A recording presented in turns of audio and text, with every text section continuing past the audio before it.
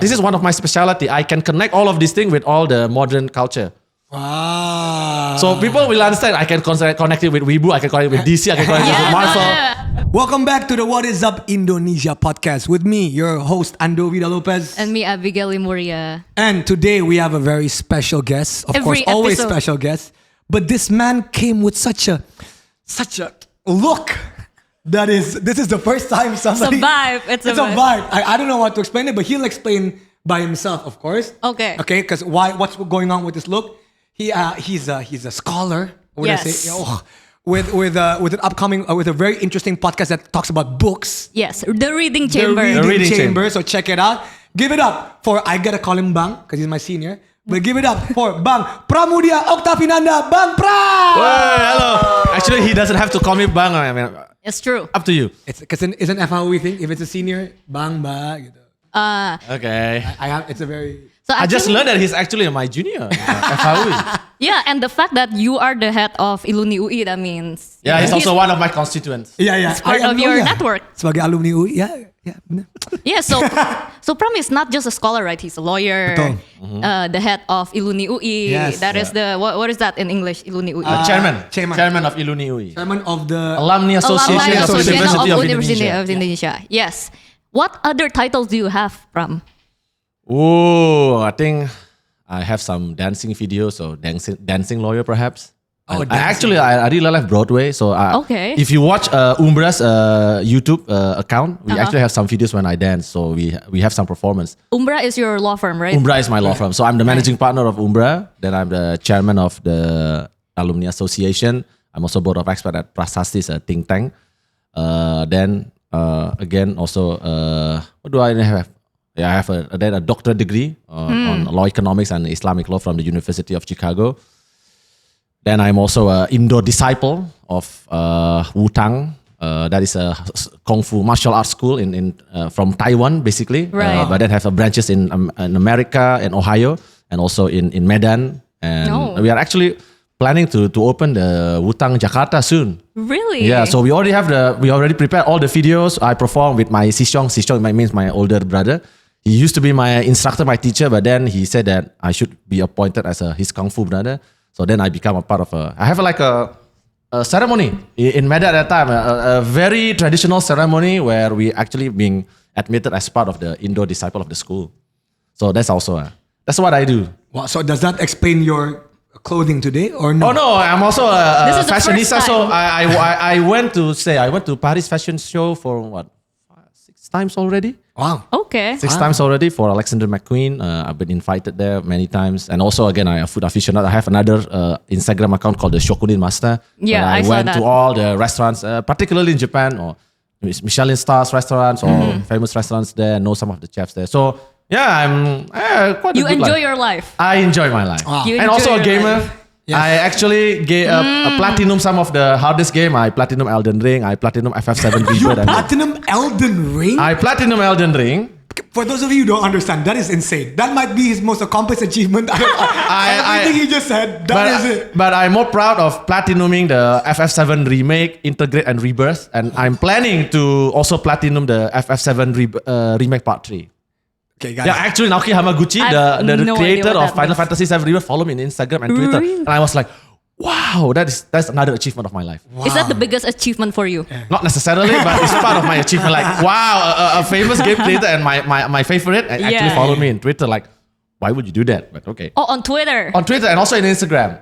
Wow, it's just a very unique and very colorful life. No, actually, I've been to his house. If you go to his house, it looks like a video game store.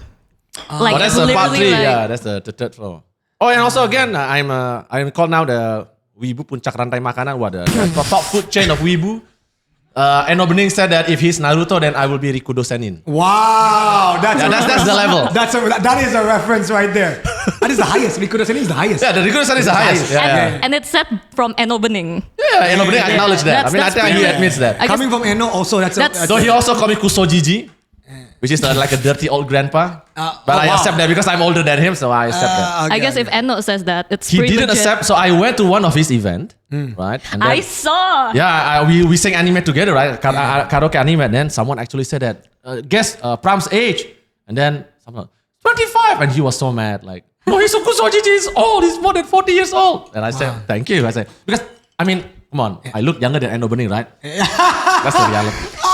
Eno, I'm sorry, Eno. I mean, that's the truth. You acknowledge that. Eno, that was a bird. Yeah. Eno, wow. I think Eno should come on this podcast to reply, just to reply on that bird. I know. He really hates that. Eno needs to come to this podcast too. Yeah. But when you think of it, doesn't he kind of look like Eno?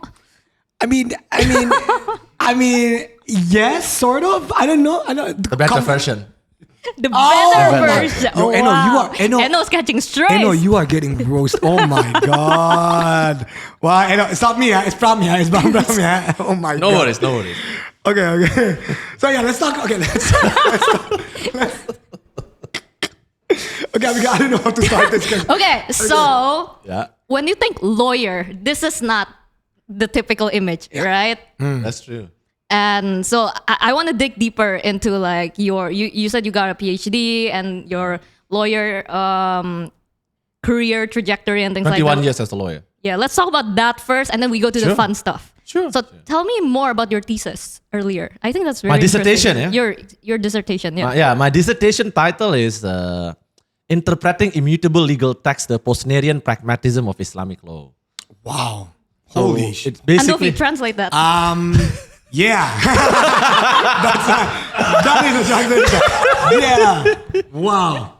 So basically, I try to implement logic. So people often say that religion is not logical. It's all about faith, right? But when you talk about law, there is always what we call the internal logic. I mean, you're a law student. There is what we call as an internal logic of law. There is a flow, and it has to be, what we call it, one of the key issues, and this is what's understood in law, is that two things cannot be right at the same time under actual same conditions, right? Coherency, right? Yeah, coherency, right? Yeah. So that is one of the most important things in law. And then Islamic law always fascinates me because because it claimed to be perfect. So that's why that is the opening part of my dissertation. Part of the Quranic verse, which says that today I perfected this religion, and people often say that it was the last verse. Some disagree with that, but it basically says that at that day, Islam is already been perfected. It's being perfect, so all the law is perfect. But then I question I question that phrase. What do you mean by perfect? Because like in the United States, like right, in the Constitution it says to create a more perfect union. That's something. What I call it? Paradoxical, right? It's perfect, but then you can be more perfect. Right. What does that mean, right? Yeah. So that journey, that one verse, that brings me to a journey where I actually wrote a dissertation on that, trying to explain. And I said in the dissertation, the conclusion is quite simple, but it took hundreds of pages, around 300 pages, to reach that conclusion. And the conclusion is as simple as that: can you change law or part of Islamic law? And my answer is yes. Some of it, yes, provided that you can give a good justification. Because in practice and in reality, a lot of law has already been changed. Some people cannot accept it. One of the example is like on slavery, right? And slavery, people said, oh, this already been prohibited. And I say, find me one verse in the Quran says that it's already been prohibited. Never. It was said that slavery is not just only halal, but it's also good. It's halal and toyib. So it's valid and it's also good. And it is something that's been discussed for so many years. In fact, modern slavery still exists until now. Yeah, still exists, right? Yeah. And that's why if you see some international firms or international companies, they will say that practice against modern slavery. Because slavery in essence still exists. Right? And forced labor and things like that. And legally speaking, even some of the slavery practice only banned in the 1970s. I think if I'm not mistaken, it's in Zanzibar or in some countries in Africa. That was like it's formally being... so it took 1,400 years lah. And yet people nowadays still conclude that slavery is not permitted. It is always prohibited or something like that. And I say things like this. In one of the most famous book by Yusuf Qaradawi, I don't know if your readers know this, but Yusuf Qaradawi is a famous, I think for Ikhwanul Muslimin or from people from PKS lah. Usually will know Yusuf Qaradawi because he's a famous cleric, right? And he made a famous book called Halal and Haram in Islam. Okay. And practically speaking, he wrote everything under the sun in this book on this is halal, this is haram. And one of the concepts that he says that is also part of the Islamic law or Islamic legal theory is that something that has been permitted by God cannot be prohibited by man and vice versa. Okay. And he wrote everything except slavery. Oh, Because once he put that, the entire logic will crumble. Because if you say that once it is permitted, you cannot prohibit it by man, then practically speaking, you cannot prohibit slavery because it was always permitted. Right. I'm pretty sure some will disagree with me, but I've done this research. I've seen all the classical books. Let me give an example. Books, but our first guest that brought a lot of books here. Yeah. A lot of books. I personally bring this because this is made by Imam Shafi'i, Al-Shafi'i, the Epistle on Legal Theory, Ar-Risalah. So this is the Arabic and English version. Okay. And why I bring this because Mazhab Shafi'i is the most famous Mazhab in Indonesia. A lot of people practicing this Mazhab. And I want to open page 125 where people will say, oh no, slavery is being prohibited. And I say this, and I will read this at the English one. It is clear from the practice of God's emissary, that's mean the Sunnah Nabi, that slaves cannot own property and that what a slave owns is in fact owned by his master. And that the term property only applies to him in the sense that it is ascribed to him because he only has possession of it, does not own it, and will not come to own it. And indeed, he does not even own himself. So it's very clear, Imam Shafi'i or Muhammad Shafi'i, Muhammad Idris ibn Shafi'i, one of the most famous legal scholars in the history of Islam, is a well-known scholar, very well respected. I mean, he's one of the big four mazhab, right?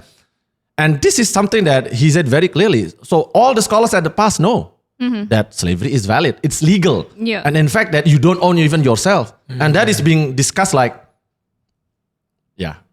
just like a common everyday thing. Yeah. So to say that, this already been prohibited from the Prophet's era, it's just... Incorrect. Incorrect is one thing, but I will say is, how you call it? There is a term for that, apologetic. You just want to have what is good for you. I mean, again, I have to say this. I read in some social media, as an example, they say, the Prophet only marries a very old woman after Siti Khadija's death, pass away. And then I say, look, if you don't want to believe something, it's fine, but you cannot lie. Because some of the wives are very young. And that's just the reality. The problem is you want to, and this is why I also wrote this, and why I really love and discuss this in Reading Chamber about the relationship between law and morality. There is no single universal moral truth. That's my view. Okay. And to accept and or to bring that and to judge those views happen in the past with our current moral view, as an example, which is evolving, is just a waste of time in the sense that you try to make that is something right, but in fact, for those people in the past, it was never wrong. It was a different context. It was a different context. It was a different culture. You have to accept that so that you can move on with now. So if you say, but the Prophet married a very young woman.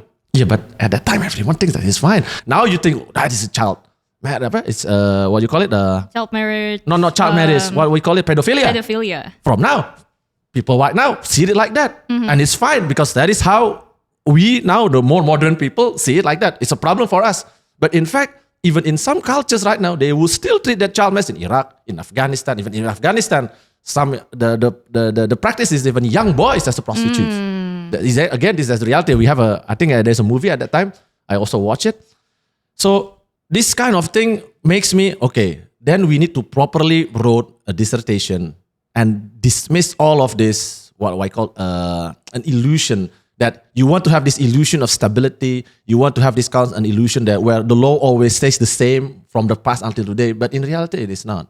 One of the idea also that I like to bring and I like to show to some people here is and especially because I know ibu-ibu in Indonesia is the best target for this one. Like I said, as an example, do you know that under classical Islamic law, right, if you just refer to the Quran and Hadith, do you even need an approval from your first wife to marry the second, third, and fourth wife? No, you don't. No, you don't. You can always marry the second, third, and fourth one. You don't need the permission from the first woman. Okay. Indonesia, under Indonesian law, you cannot. Even though some try to bypass that by saying, I have a nikah siri, right? Because under Indonesian law, for the marriage to be registered, you need the approval from the first one.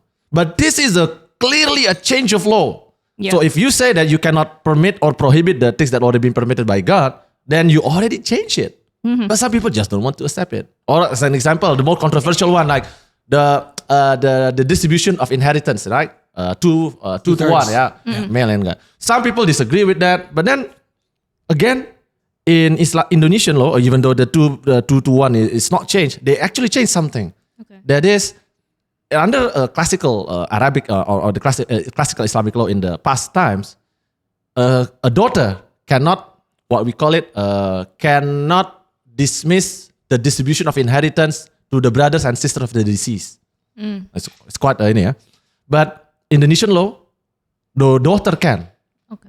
Before, in the past, it's only male. But because what? Because the professors in Indonesia, he's a professor from FHUI, is Professor Hazairin. He's the one who actually made this theory and then adopted under Indonesian law, says that because in Arabic it's a patrilineal. It's a male to male, but Indonesia is bilateral. In Java, like that. Both guys and both male and females can inherit. Yeah. So a daughter can close that, and actually the brother and sister cannot get the inheritance as long as there is a son or daughter. So the daughter will get full instead of like she only get a part of it and then part of that goes to the brother and sisters of that. So that's another example, right? And I try to make a theory out of it in this dissertation and try to show that, look, we've seen these practices. Of course, legally speaking, it's always something like this. Does the practice in line with the theory of the law itself? So the dissertation was made to prove or to show that the practice is not wrong. Because when you find the right justification, you actually can change the law. Does that challenge the perfectness or infallibility? Oh, that's why I say the perfection needs to be translated to something else. Okay, the perfection does not mean literally that it stays the same. But it has to be malleable in the sense that you see the change of circumstances, you see the what we call it the suasana kebatinan, the zeitgeist. Zeitgeist, Yeah, you see that, and then it will affect them. Even if you deny that, you disagree with it, in reality, law changes. Yeah. Okay, law changes. I mean, one of the I like this debate, especially with some of my friend, my close friends, right? He's from Mazhab Shafi'i also. And in Mazhab Shafi'i, they take the position that every alcohol is haram, basically. Okay. In Hanafi, as long as you're not drunk, it's okay, right? But in Shafi'i, not. And I asked him, okay, you eat tape. He's from Betawi, right? You eat tape. Alcohol. Oh, I like tape. But tape is alcohol. Yeah, but it's not Khmer or this like that. Yeah, you change the law. I say, yeah, man. Of course, he has justification. Right. I respect his justification. You can always make a theory. But let's be real, guys. That's not Shafi'i. Because if Shafi'i, a single grain, it should be haram or should be prohibited. But then you eat tape, even though there's an alcohol there. I mean, a bit, but it's still an alcohol there. It's more than 1%. Yeah. Or something like that, right? But so even in mundane cases or even in sensitive cases, we've seen these changes.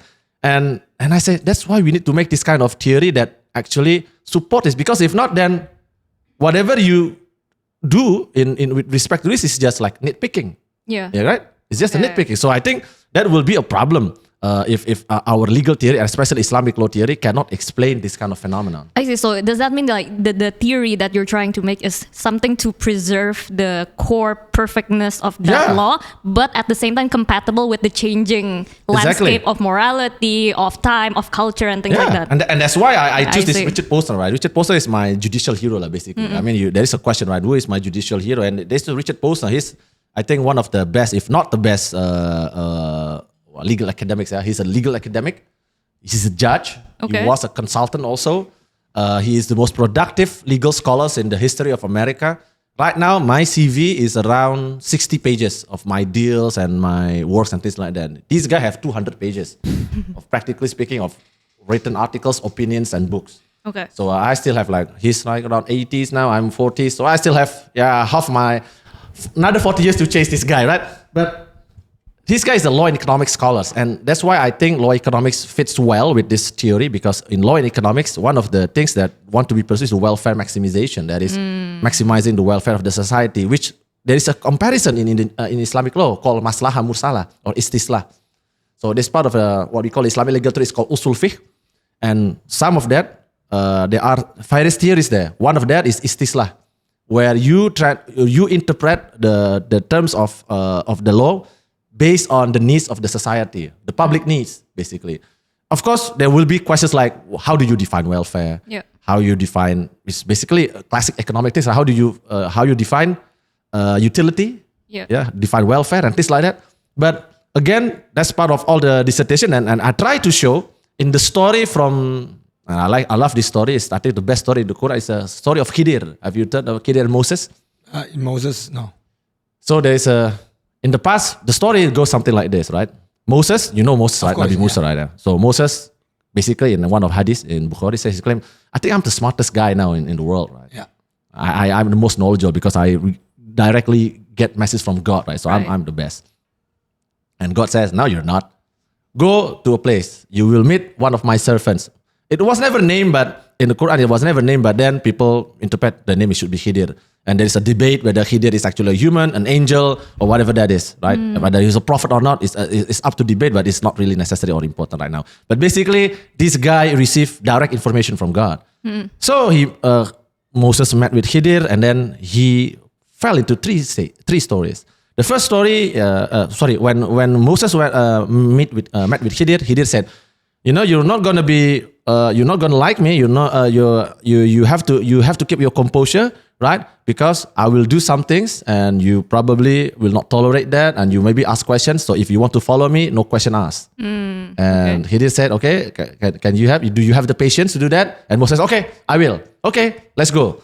So their first trip, they use a boat, cross the sea or cross the river, something like that. And then after they landed, suddenly Moses looked at Khidr as actually ngebolongin kapalnya. So he's breaking the ship, the small ship. And of course Moses like, what the hell are you doing? You're damaging someone's property. This is very clear, right? You're damaging someone's property, and then you just go and you just left. Like, damaging property is a serious offense. And he just said, okay, strike one. Yeah, I already told you, you should not ask any questions, but you ask a question, so that's strike one. Okay, I'll be patient. Then they see some kids playing with other kids, and then suddenly Khidr go to those kids, call one kid, and then kill the kid, snapping his neck.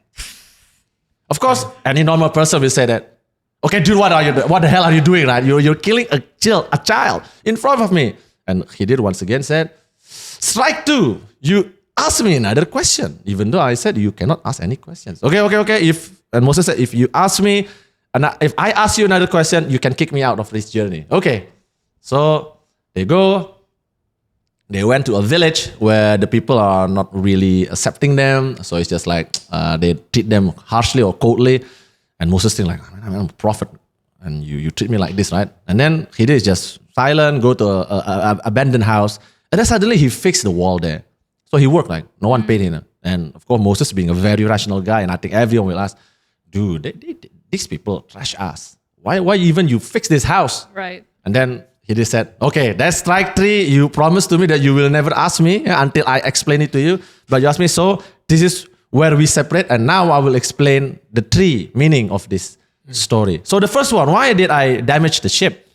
Because the ship was owned by a very poor guy, and there is a king. There is a king that will be coming to that, and this king is taking all of the ships for war purpose or whatever purpose. It was never made clear. But basically, if the king saw that this boat is in a good condition, he will take it.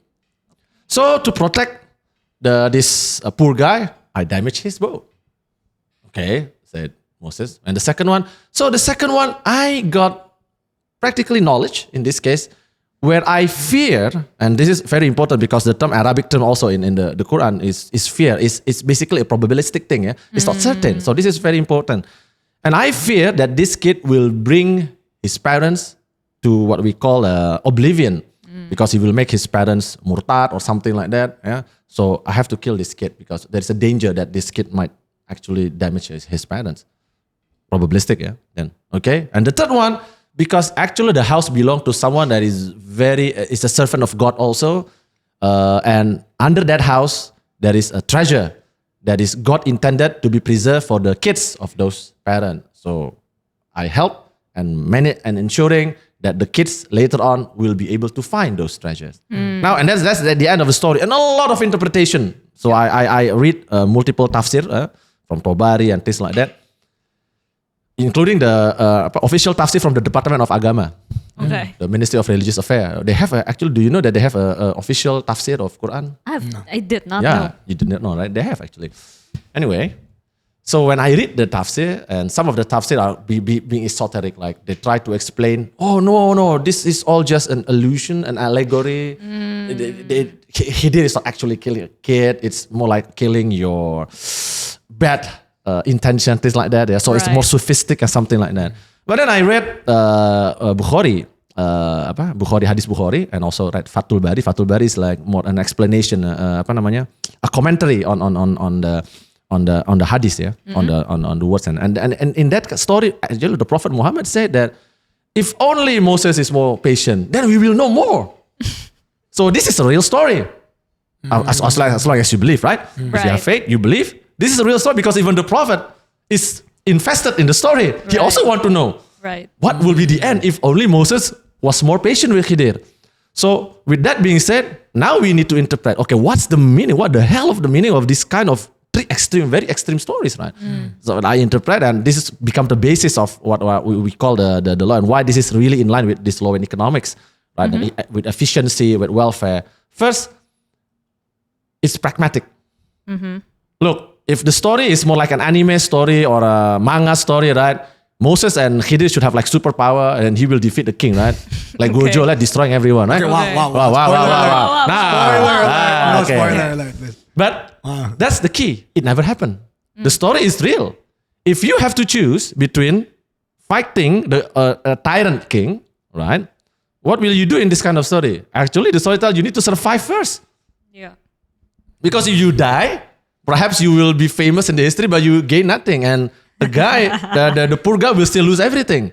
So that's the first, and actually one of the principles in Islamic law. If you have to avoid, if both actions are costly, be the least cost avoider. See, you will have heard this from economics, right? Least cost avoider. This is also in law in economics.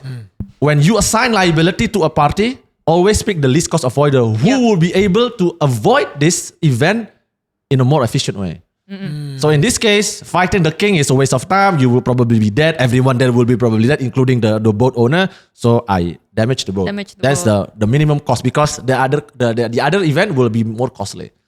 The second case, well, it's really troublesome, of course, but it actually speaks about public policy in the modern world. I try to interpret it like this, because of course people, this is very extreme, but like Stalin often said, the death of a single guy is a tragedy, but the death of more millions are just statistics. I mean, it's cruel, but it's reality. Yeah. And in this case, every policymaker actually face this kind of issue. For every money that you take away from education, from healthcare, you are actually killing someone, or you are actually destroying someone's future. That is the reality. But then you choose, right? And sometimes no one reminds them that every decision that you take as a public policy, and I think I want this more public policy maker to read this, because you need to understand the consequences. Yes. This is an extreme story, but it doesn't have to be like, okay, because as long as I have the information, I will kill everyone. That should not be at least the right interpretation, yeah? But it has to be like, any decision will be serious, and you need to tread this carefully, because if you don't, then you will waste someone's life and gain nothing. So in one of the story, instead, because there's also, you know the story of Job or Nabi Ayub, yeah? Job, right? The story of Job is that suddenly God takes away all of his children, right? Yeah. And all of his possession. All of his possession, but because he's so patient, the devil cannot persuade him to betray God. Practically speaking, God replaced all of his kids. So some of the clerics in the past, including the Tobari, if I'm not mistaken, say that, so the story goes that even though the parent lose the kid, then they get replacement, a better one. A better kid. Then also, another one tried to justify, because a kid, when he died still as a kid, so there is a theory also, and again, some people might disagree, but if a kid dies before Akil Balik, before he can differentiate between good and evil, will immediately go to heaven. So in this case, they tried to interpret it, well, at least the kid goes directly to heaven, the parents also went to heaven and got a replacement case, so everyone is happy, even though someone is dead, right? Yeah. But again, this is an interpretation, right? You can, again, some people will like, okay, that is crazy, you cannot accept that, but in fact, if you see from historical point of view, this kind of sacrifice and things like that, it's always happened.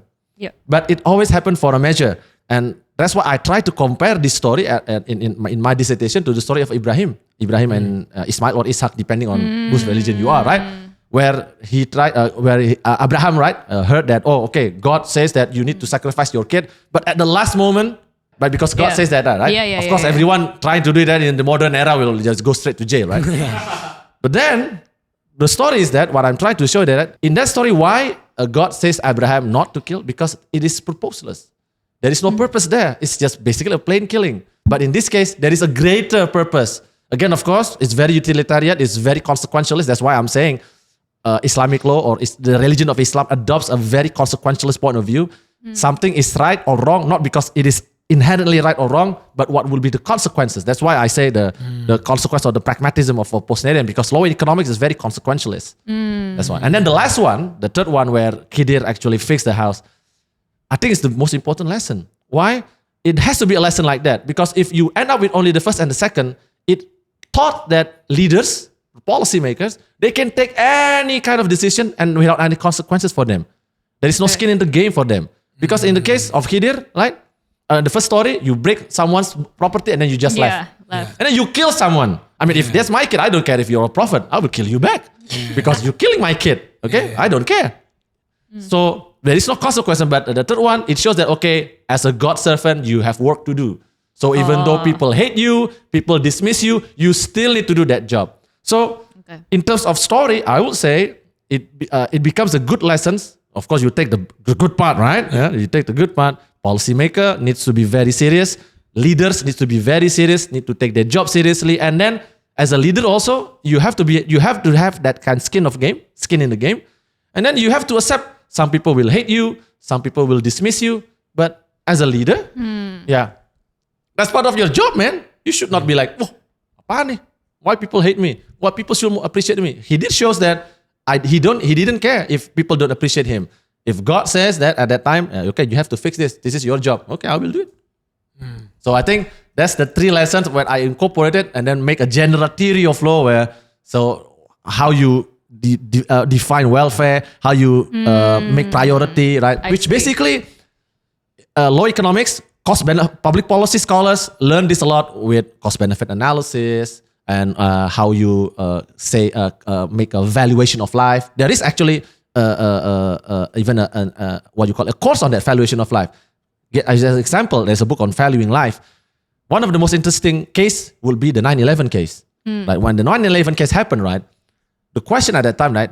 How would you value what we call it ganti rugi, the damages to be paid to the family of the deceased one because of the tragedy of the 9/11, right? The plane crashes, then someone needs to be liable for that, either the plane or the insurance, things like that. So they hire actually a very expert guy, an actuary, and then he become like a science now, a basis to calculate the damages that you need to pay when someone dies, is to calculate what will be his potential income depending on what his job or his profession. Calculated until his pension age and things like that. Also including the kind of investment that he probably will make during his lifetime, something like that. So in essence, whether you like it or not, you actually can value life. I mean, of course, when you say you will never be able, the death of someone important to you will never be able to be compensated monetarily. But by the end of the day, someone still needs to pay. And it has to be big, right? So there has to be like the basis of that. And then it becomes clear that modern people actually already done this. This story serves as the grand theory to say that that's why there's a basis for this religiously, right? For you actually to do all of this, provided you are being responsible with it. Wow. First of all, thank you so much. I was very enlightened because of the fact that, I mean, itu tadi kayak all that omongan was like 6 SKS for me. Right. No, did you have a bachelor's degree in law? I just want to say a contextual thing. Okay. Like, for example, when this question I'm going to explain something which will lead to this next question. Okay. So I'm a Catholic. Abigail is a Christian. And when I was in FIUI, and Hukum Waris and Hukum Islam was one of the hardest things for me. Okay. Because I had no contextual background on what it is. So when I talked about Hukum Islam and pembagian waris, and I was like, what is going on? As a Catholic, I never learned it. So I always shied away from Islamic law and all that stuff. It just wasn't me. But as I grew older and I became more versed with the laws of continental Europe, of what how Christianity brought laws to Europe and how Catholicism made laws and everything, it made me question my faith. Oh, okay. As I grew more to the Catholic Church and whatever. As you became a scholar and as you learned more about Islamic law, as you research more and more about this, as you know about everything that you learn, how do you balance that with your faith? Or do you keep it completely separate to that? Because contextually, I can't comment a lot on Islamic law because in this country, if you can't talk a lot. I mean, I do know many of the things that you said, but I just didn't want to comment on anything because in this country, you can't. Oh, yeah. If I say anything like Andovi, shut up. Because you're a minority. I'm a minority, so I can't really comment on that. Well, I triple majority. So, yeah. So, first of all, it's very refreshing as a minority to see someone like you intellectually discussing Islamic law to such a degree. Yeah. Because it makes it so that as us as a minority is like, damn, intellectuality at this level with religion still exists in this country in such a high level. But I really want to know how you delve with your own personal faith as you're learning more in this higher level of Islamic law. Yeah, I used to be, in fact, I used to be even practice Sufi in the past, but then I realized I'm more of a lawyer. I like law, and I think why this resonates with me because I love logic. So I really love logic, and this is why, without trying to dismiss other religions, I mean, I went to 6 years my SD is in a Christian school. My SMP SMA is Canisius, so I'm from Canisius. Kajo Sese, my big brother Sese. So I also went to Catholic. In fact, I got a perfect score.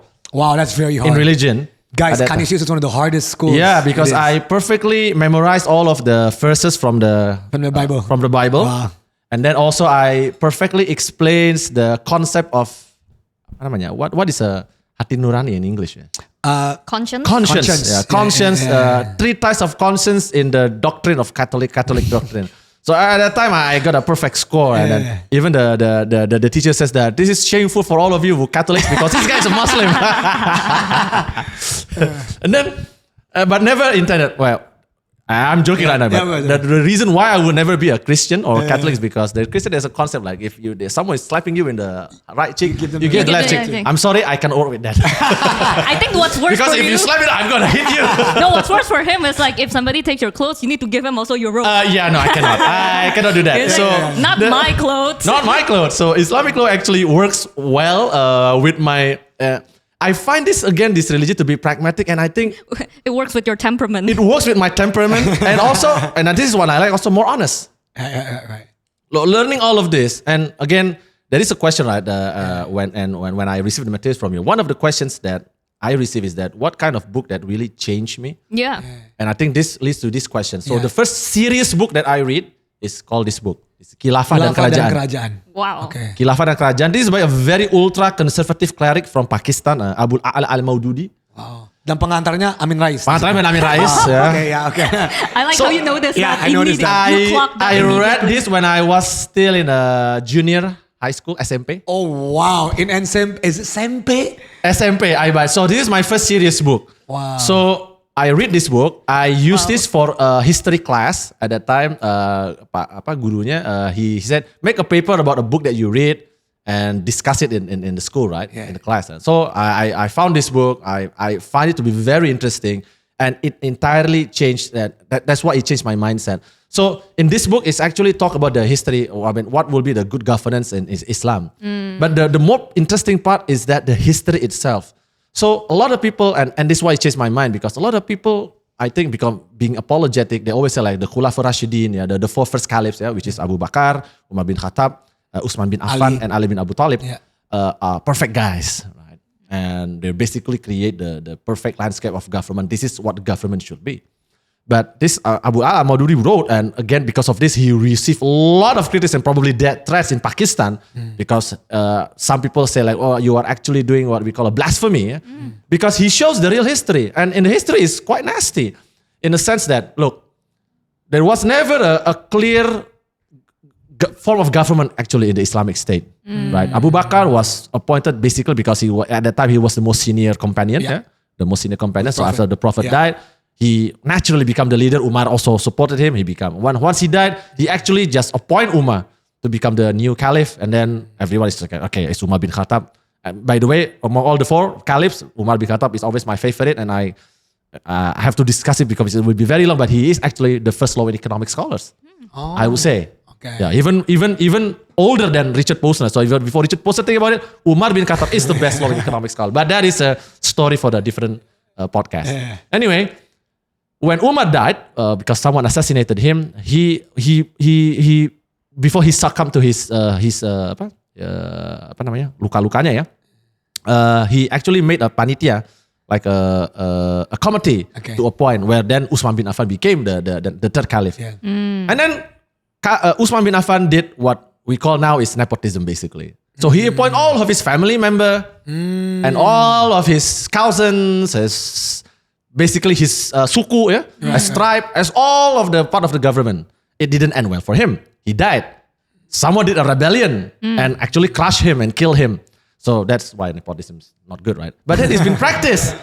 Been practiced in the past, and a lot of people have some moral conflict because Uthman bin Affan. The problem is Uthman bin Affan is one of the companion of the Prophet, where the Prophet once said in one of the hadith that this guy will go directly to the heaven, and becomes a very like, aduh, gimana? How I can reconcile that? This guy will directly go to heaven, but he is a very nepotism guy.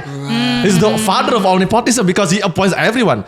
Of course, when he said that, why would I appoint all of my family members as part of the the part of the government? And he said because in Islam, which some people cannot deny this logic, mendahulukan keluarga is something that is is something good. Mendahulukan keluarga, but I mean you're a public servant, right? So it has to be a problem. Look, I once discussed in another book. Against moral, not against moral obligation. I forgot it, by Stephen. I discussed this in my Reading Chamber podcast. There's also a book say that nepotism is not always bad. Okay, provided you can see Singapore, right? The prime minister is Lee Hsien Loong at that time. Is his son, and then the director of Temasek is his wife. Right. But no one is complaining. No one is complaining because they know Lee Hsien Loong and his wife is very good. And then of course also Lee Kuan Yew and his wife is also very well qualified. So no one is questioning that. But in the case of Uthman, unfortunately, people have very major questioning because it's just too many. It's just too many, and there's no limit to that. And so he died. There was a coup. There was a vacuum of power for a couple of days before, and Ali bin Abu Talib through an election, a semi-election, being appointed as the fourth caliph. And then they have a fight with Muawiyah. Muawiyah is basically coming from Uthman family. And then they go to arbitration, like the constitutional court at that time, to decide who will actually have the valid power or the valid position to become the caliph. Oh. Wow. Unfortunately, at that time there are two, and this is what also the controversial part. So the arbitrator from Muawiyah, basically according to Abu Ala al-Maududi, tricked the arbitrator from Ali's side. So they say previously they agree that both Muawiyah and Ali will be declared uneligible to become the leader. So the people must pick a new guy. But after Abu Musa al-Ash'ari, which is the arbitrator from Ali, said that, suddenly Amir bin Ash, which is the arbitrator, said, "Oh yeah, I agree, and now I appoint Ali bin Abu Talib." So everyone is so angry at that time, and then become in war, in which case Ali was killed and something like that, and become a Shia. So if some people say that Shia is a religion part, it's basically starting from a law political perspective. Political perspective. It's a political conflict turned into religious conflict. And once you read this, your mind will be forever changed. Then you say, okay, this is not like all that very heartwarming chicken soup for the soul story. Right. This is real Game of Thrones. Right. The first Game of Thrones before you read Game of Thrones. The intrigue and how they define this, how they fight and how they it's very interesting. As one of the example, in one of the tactics being used at the time by Muawiyah, if I'm not mistaken, I have to reread this again. But one of the way and Muawiyah tricked Ali's soldiers. Ali's soldier at the time is already winning. But what Muawiyah did is that he put some of the Quran's mushaf, which is pages from the Quran, put in the what you call it, the spear, and then show it. So it's not clear whether he's actually surrendering or because it's something holy, right? And then people, I can only because it's holy. So that's a very nice tactic. But imagine someone brute enough, someone super pragmatic and basically dismiss everything. Right? He put a holy mushaf Quran as part of the spear because he understand the other guy will respect it. I'm not. So this is like in Superman when Farco, the female girl says that, what differentiates you Superman with us from Krypton, because you still have morality, I don't.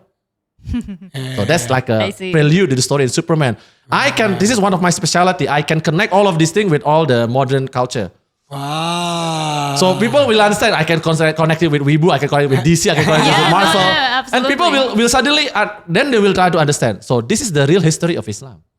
Some people cannot agree with that. But I say, and that's why this religion is interesting. And I think if people being more honest, I think Islam will be more successful. That's what I'm trying to say. Rather than like pushing your, I don't like, because I feel like, again, this is why I like character like Sukuna or Gojo, something like that. Okay, spoiler alert. Spoiler. No, there's no spoiler here. Okay. Andovi haven't watched Jujutsu Kaisen. I will. Yeah. If you feel that you are the most powerful character, right, then you need to act as the most powerful one, and the most powerful one will simply treat other people not as a problem, but just like Escanor said in Seven Deadly Sins, I feel no hatred toward others, minority. I just feel pity because I don't hate you. Wow, because you're just weaker than me. You're just weaker than me. I'm treating you well. It's just different, something like that. And if they actually practice this in a way that is, because right now, like I say, soon we go to Ramadan, right? Yeah. And the usual debate in the past, right? If you know, right? Oh, you cannot eat here, or something like that. To which I say, why you bother with that? Why do you want people to respect you? Respect should not come by asking. Yeah. Or like in Game of Thrones said, and this is also the most, I think the best skin that I always like, right? If you say that you are a king, you are then not you a are king. no king. Then you're no king. You never say that I am the king. No, you can't Tywin said that to Joffrey. Tywin said to Joffrey. And that was the best scene. I remember that scene, and I always remember, if I want to be a true king, I will never say to someone else, hey, I'm the true king, because that is so lame. The true king will never say. The king is always not aura, no longer aura farming. It's aura sharing. Because he's just being there. I'm the king. Right? Yeah. Okay, so you clearly love fiction. So why? What is it about fiction that when you were like explaining this, that is clearly your passion, that you're always connected to modern fiction. So what is it about fiction, Pram? Because the first book that I read is this. Donald Kisah Bebek. Paman Gobek. Well, this one is not the first one. The first one is Donald Bebeknya. Okay, so this one, I found this in my team. Sure. Fun fact about Scrooge McDuck. He's actually the number one richest fictional character. That's true. Yeah, the number one richest fictional character. That's true. But it is said that Emperor Dune is richer now. Oh, okay. Yeah, because his empire is actually not just in the earth, right? Yeah. So Emperor Dune. Spices. He has all the spices on there. Exactly. Makes sense. But in the earth, he's even richer than Iron Man. Yeah, he is. That's a very fun fact. So the first, my late mom said that I learned reading by reading Donald Bebek, Donald Duck. At that time, I learned reading at the age of 2, she said. Wow. So around 2 or 3, I learned to read, and the reason why I learned to read is because I was so impatient. So typically my mom will try to read, so I see the pictures, and then my mom will read the text, right? But then I feel like it's too slow. Too slow. You want to I read want to read by myself. So I learned to read, and then I see. Donald Duck become the first things that I basically read. So I live with fiction first, and then I come to love all these serious books. And of course, also because from my very early days, my parents really invested in my education. So they also bought me at that time a Childcraft. I have the complete collection in my house, but Childcraft Picture Atlas. Childcraft Picture Atlas. Yeah, this is one of my a book of lands and peoples. A book of lands and people. Yeah. So even from when I was still a kid. Because this talk about a lot of people's life in different countries, different cultures. So if you read the books, it's actually discussing on what will happen. I have something like this when I was a kid. So you see the animal, you see the plants, you see the countries, you see the culture, you see the. So from when I was a kid, I was a very cosmopolitan kid because I realized that the world is fast and there are so many different people. You just can't live just like by yourself.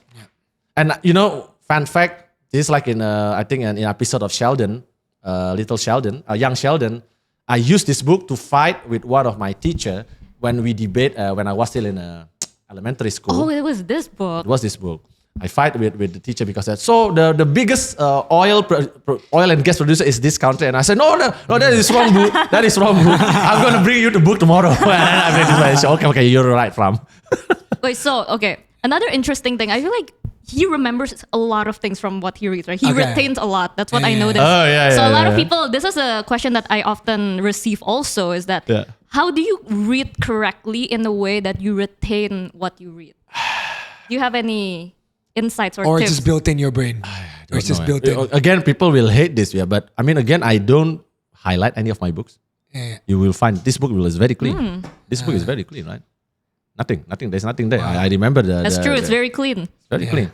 So there's not even like bends. No. You know, my wife at that time, when we were still dating, once ruining one of my books, I asked her to replace the book because I was so angry. That's what happened even to my spouse, right? Imagine to someone else. What did she do? Yeah, she's just like, gitu loh. You're one of those people. Yeah, and I was like, no, this book's no longer perfect. You know? That really ruins the book. It just... For me, that's the opposite. No. Like a book needs to have history. No. Like it needs to show that you're reading it. Yeah. One of the key issue, I think my strategy is that to explain it to others. So that's why I love telling the story of these books, right? That's why I remember that I wrote my dissertation, I wrote my thesis, I wrote my scripts at that time. So how do I retain all those memories? Because then I try to re-explain all of those things that I read in a written format. And I think that is one, because there's a saying, right, that if you, and it's also this in martial arts, if you want to be better at what you do, you need to teach someone else to do it. Because then you actually retain, that's why I can retain a lot of knowledge. And in fact, the reading chamber also helps me, because reading chamber forces me to discuss again those that I've already read, right? So it actually, other than being a self-therapy for me and my brother, but it's also a, because it's self-therapy after the death of my late mother, but it's also part of the, telling the knowledge that I have, so it becomes a repository, of my knowledge, and I find that even though in the episode, remember when I say that Ferris Gojo, right? Because he tried to educate. It's okay. Keep on saying. I understand that in concept, but I disagree. The helpless people, I say, right? But even though it's hard for me to teach nowadays, but I'm fine recording it. So at least your recording will teach. I'm recording. That can be a source of teaching for other people, and I don't have to check whether you actually understand it or not. Because if I'm teaching you, I have to check, right? Because as a master, as a teacher, I need to ensure that you actually go. But if I just put the recording, I hope some people will find that you'll be useful, but I don't have to check whether you actually understand it. You upload it into the void. I just upload it into the void. Catches it. But Pram, if I may ask, like, I thought you wanted to call him Bang. Oh, sorry, Bang Pram. Sorry, it's okay. That's why I'm saying him. It's fine with me. Look. You and I know it's not a secret anymore. Kids are not reading books these days anymore. I don't know the exact data, but rarely do you see people like you anymore, especially young kids who like to read books. Look, this is a cop-out question, but is there any solution to this? Everyone's gonna be addicted to this. Like everybody. Right, as somebody who really loves books, who has a podcast about reading, a reading chamber, like, and I like that I'm sitting here with two people who one is a mega bestseller, by the way, just one mega bestseller. How? Because especially when some leaders in this country are like, reading book is not important. Seriously, I don't like to read books. So how? I know this is such a cop-out question, but this is why The Simpsons is so nice, because they always be able to predict things before they happen. And I always like the president in The Simpsons when I was elected to lead, not to read. Yeah, it's true. And now we saw that happen in real life. Exactly. Oh my God. So how? Like, can you see that? Can you, on a macro scale and maybe on a micro scale? Well, on a micro scale and a macro scale.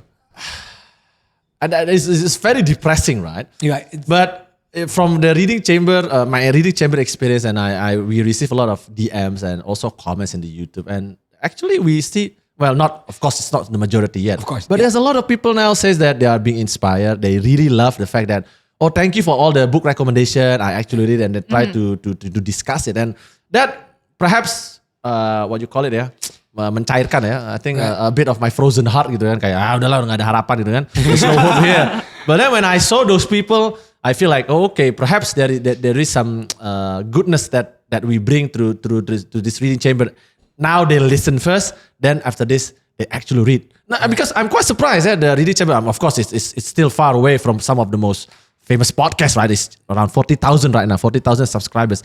I'm very curious because when we started with my brother Pras, we thought that perhaps we would just only get maximum 100 or 300 views. That's what we have in our mind at that time, right? We're just gonna yapping for 1 or 2 hours, right, together, right, doing the things that we love, yapping about all of these things, right?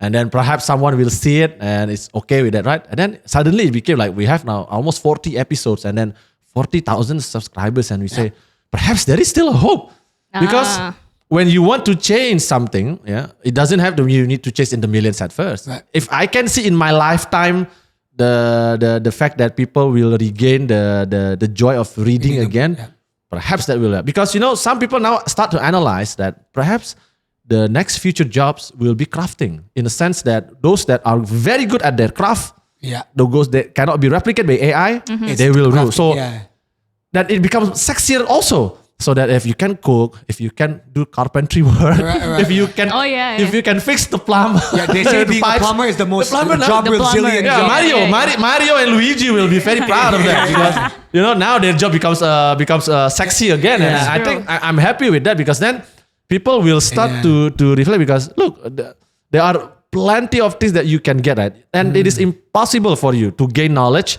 just by, say, listening to a 30-second or 1-minute video at TikTok. You cannot be smarter than that. You need to read. Every day I read. The first thing that I read when I open my phone. Where's my phone now? Oh, this is my phone. You mean your Samsung phone? Yeah, this is a Samsung S25. Yeah, okay. Look at the Samsung tab. Very nice. It's actually reading Financial Times and Bloomberg. So I always read the news first in the morning, and then after that I see some Instagram reels for stupid things, right? For JJK and things like that, right? And then then I do works, then I do martial arts training and things like that, and then just go. But then I read all the news, and I want to make sure that I well equipped with what was happening outside of Indonesia, especially. Because I think that kind of thing trains you to why reading comprehension is always being tested, right? For you to go to a university level for entry, right? Entry test is always about reading comprehension and also the ability to write. And I think that's the basic. For someone, you need to have that reading comprehension because a lot of people don't have that kind of reading comprehension, and that has become the trouble of this country, right? Because people don't have reading comprehension and cannot even. I mean, I'm also surprised, like with our debate, right? The one with Ferry and this like that. My surprise is not about. It's what people take out of the debate, It's what people take about the debate, right? I agree. It's basically we're debating stupid things, right? It's very stupid things. But some people take this very seriously. They say they thought we are doing a satire. Satire. So what's the English of satire? Satire? No, satire. Satire. Okay. Parody. It's a parody of what is happening in Indonesia. And I say... Of political debates that are happening we don't even in think about that, right? It's just doing fun. But then... There is a slight hope there. Of course, there's some stupid comments also, like just say "Ferry goblok" as an example like that, right? But no, I think a part of them cannot accept that Ferry fumbles that bad. Oh yeah. They're like, no, the best Ferry, part is at the minute 28 when I said that, and Ferry's just like, for the first time I think in his life, he's like, I cannot respond. Yeah, and I think like his fans are like, no, Ferry's playing a character. He's parodying our politician. They can't accept that it's the real Ferry. It's a bit hard, but because by the end of the day, he's fighting a professional lawyer, so it's a little bit hard. And also, there's a very nice comment there. I think the best comment there. They say Abi is doing dirty because he brings legal. Dia curang, dia bawa orang legal to debate with common people. I'm bringing Mahoraga. I'm bringing Mahoraga at that time. Andovi nggak ngerti. No, I don't understand this reference. Yeah, you really okay. I mean, One Piece is nice. We can discuss One Piece hours and hours. But I guess again, that's why I feel like I think we can do good things with this reading chamber project, and hopefully you also have this kind of project, right, with Makadami, and I know that we'll have another product soon, right? I heard. So I think that's a good thing to do in Indonesia, and hopefully we change that. Because you can't change the elite product that we have right now is the product of the past. So if we want to change that, this is the job that we do, and of course you have to be patient. Look, I'm not becoming like this guy with this all of diverse knowledge and things like that in a single day. That will be a lie. Like, I know everything when I was still a kid. No, when I was a kid, I read Donald Duck. Yeah. No, and also Khilafah dan Kerajaan. Yeah. But this is when I in mid junior high school, SMP. But I will not say that, I read Khilafah dan Kerajaan when I was in SD. No. I still just read Donald Bebek and all the comics at that time when I was SD. Elementary. Then I read this. And you know, one of the most interesting one, and I will admit this, I bought this book in 2005. This Frontiers of Legal Theory. I bought this by Richard Posner. Yeah? This is a book about basically different legal theory that is discussed in the modern. So there's law economics, law in politics, law in history, and things like that. But when I read this first in 2005, I don't get it. I simply have to admit, I read this, even though my English is quite good, not that bad at that time, but I have some difficulties trying to understand what Richard Posner said at that time. Then after I went to get my master degree in 2012 in Chicago, I met him also. Then I start to understand. Then I finished my doctorate degree in 2018, right? I went to Chicago in 2015, got that Doctor of Jurisprudence degree, right? And I read this, and suddenly everything is like, makes sense. It makes sense, tersingkap, kan? I see. Tersingkap mata batinnya. So there are books that perhaps in the first reading you don't understand, then you read it again, and then you start to appreciate it. Yep. It's just like perhaps, I don't know. The artists like that. When you try, it's just like doing martial arts. When you're doing first, it's painful to the body, but then you do it more and more, and then suddenly, you like it, and then you feel like you're good at it, and it creates a virtuous cycle. So that's what's actually being by reading. So I will not say that there is a secret. The secret is only that you need to have that mental fortitude to do this keep shit on doing it again and again. That's it. If you ask me what's my superpower, it's not I'm being a genius. My superpower is that I have a very high tolerance of pain. That's I think what really differentiates me. You know, I experience a lot of pain, and I'm surrounded by a lot of people with pain in the ass. My mom, my boss, my wife, my what do you call it? My colleague, my especially my female subordinates. Everyone is always everyone surrounding me. My life, the one the closest to me, always being pain in the ass. But no, it doesn't mean that I don't love them. I really love my mom, but she's like super annoying. And the fact is that this guy survived that. I survived my mom, right? And then because I survived my boss, also a woman. Everyone is a woman, and a very fierce woman, right? So and I survived that kind of life until today.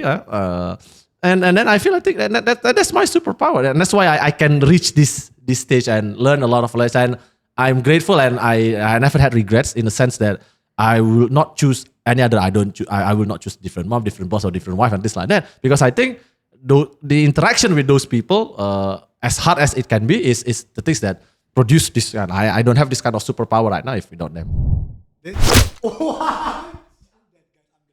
I am dead. I'm already dead.